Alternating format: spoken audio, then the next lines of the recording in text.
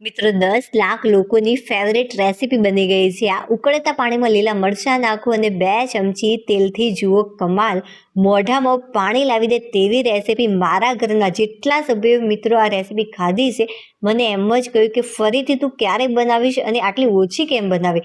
ખરેખર મોઢામાં પાણી લાવી દેશે। એકવાર ચોક્કસ એ વિડીયો જોજો અને ઘરે ટ્રાય કરજો અને ત્યારબાદ મને કહેજો કે ગમી કે નહીં આ રેસીપી। મિત્રો આ રેસીપી હું ચણાની દાળની મદદથી તૈયાર કરી રહી છું। તમે ચણાના લોટનો પણ ઉપયોગ કરી શકો છો, બટ આની જે મીઠાશ હોય છે ખરેખર કંઈક અલગ જ આવે છે। ચોક્કસથી આ રીતે એકવાર ટ્રાય કરજો। તો પાવાટકી જેટલી મેં લીધી છે ચણાની દાળ। શરૂઆતમાં જે ગેસની ફ્લેમ છે એ આપણે એકદમ ફાસ્ટ રાખીશું અને ફાસ્ટ ફ્લેમ ઉપર સતત તમારે આને મિક્સ કરવાનું છે।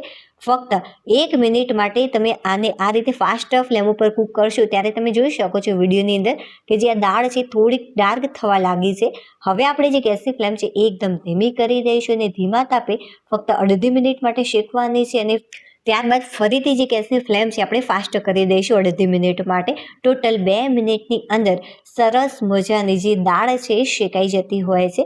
બને ત્યાં સુધી તમારે જે દાળનો કલર છે આ ટાઈપનો ડાર્ક કરવાનો છે કે જેથી જેનો ટેસ્ટ છે ખરેખર બહુ જ સરસ લાગશે અને બિલકુલ કાચી રેસીપી નહીં બને। હવે આપણે લઈ લઈશું એક પ્લેટ અને પ્લેટની અંદર આ બધી દાળ નીકાળી દઈશું। થોડી વાર માટે આને ઠંડી કરવા મૂકી દઈશું।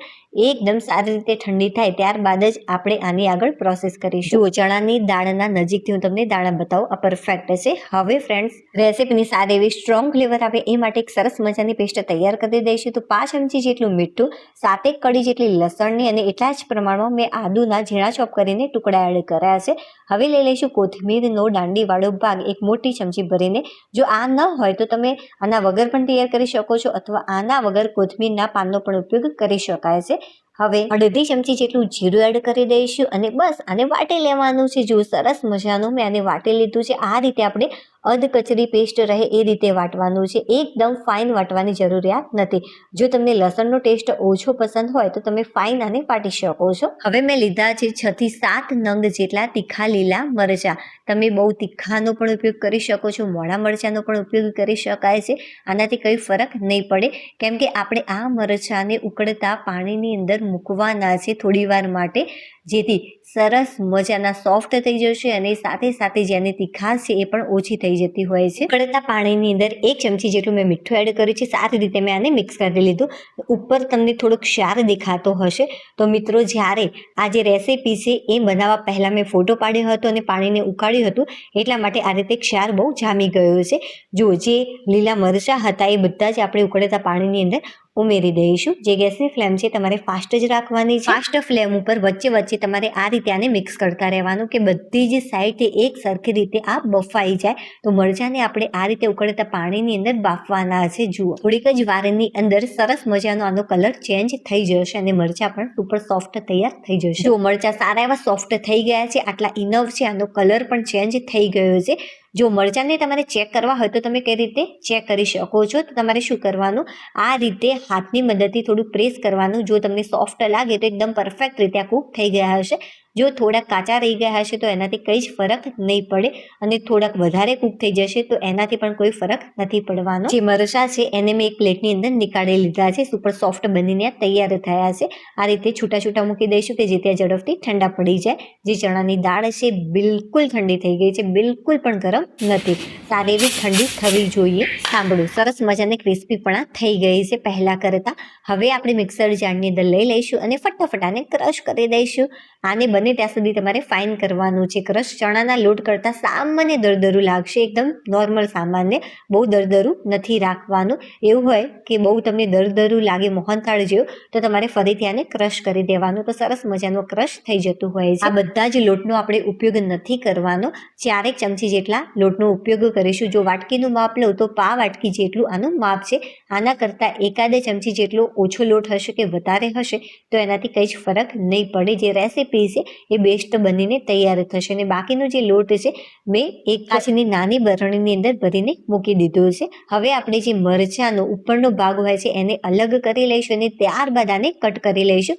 મોટા ટુકડાઓમાં આને કટ કરી લેવાનું છે. અને હા, જ્યારે તમે બાફવા મૂકો છો મરચાંને ત્યારે ખાસ બાબત એક ધ્યાનમાં રાખવાની કે મરચાંનો જે દાંડીવાળો ભાગ છે એને બિલકુલ પણ નથી નીકાળવાનો. ડાયરેક્ટ દાંડી સાથે જ આપણે એને ગરમ કરી લઈશું. મરચાંને મેં મોટા ટુકડાઓમાં કટ કરી લીધા છે. તમને જે સાઇઝમાં પસંદ હોય એ રીતે તમે કટ કરી શકો છો.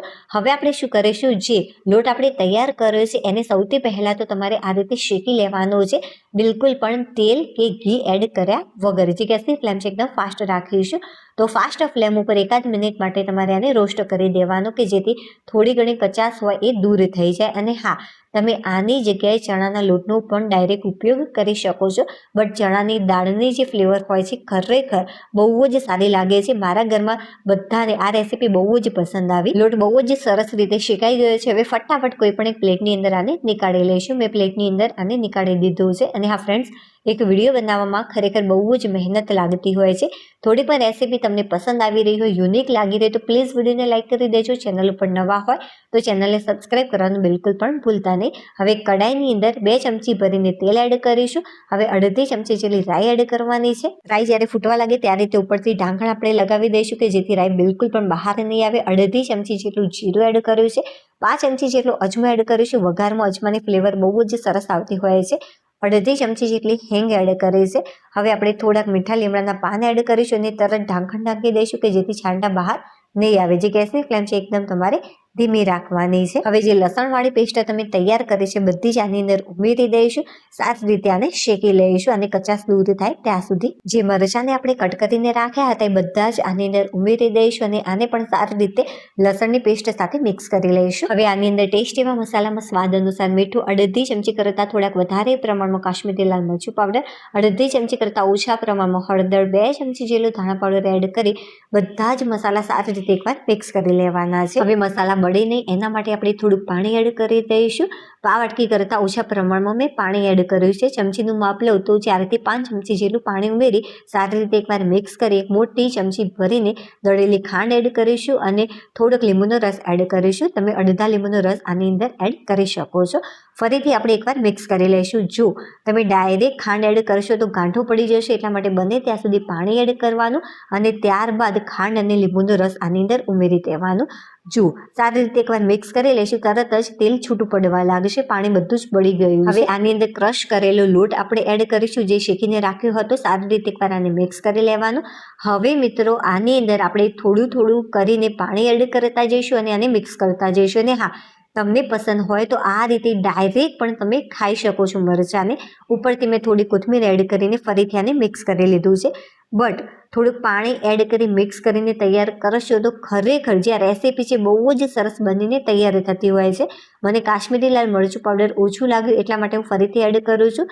થોડા પ્રમાણમાં કાશ્મીરી લાલ મરચું પાવડર એડ કરીને ફરીથી હું આને મિક્સ કરી દઉં. તો આ રીતે થોડું થોડું કરીને પાણી એડ કરતા જઈશું અને આ રીતે મિક્સ કરતા જઈશું. જે ગેસની ફ્લેમ છે તમારે ધીમી રાખવાની. આ સ્ટેજ ઉપર જો સરસ મજાની આ રેસીપી બનીને તૈયાર થઈ ગઈ છે. તમારે મિત્રો જેટલી સોફ્ટ બનાવવી હોય એ રીતે તમે પાણી એડ કરી શકો છો. તો આ રેસીપી બનાવવા માટે મેં 1 ગ્લાસ ભરીને પાણી એડ કર્યું થોડું થોડું કરીને, ત્યારે આટલી સરસ મજાની સોફ્ટ થઈ છે.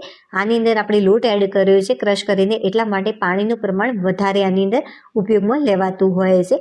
આમ પાણી એડ કરવાથી બિલકુલ પણ કાચી નહીં રહે અને ટેસ્ટમાં બેસ્ટ લાગે છે. તમે આ રેસીપી ભાત સાથે પણ ખાઈ શકો છો અથવા રોટલી સાથે પણ ખાવાની મોજે મોજ પડી જતી હોય છે. વિડીયો પસંદ આવે તો લાઈક કરી દેજો. ચાલો હવે આપણે ફરીથી મળીશું એક નવી ટેસ્ટી અને હેલ્ધી રેસીપી સાથે. ત્યાં સુધી બાય. ખરેખર સુપર બની છે.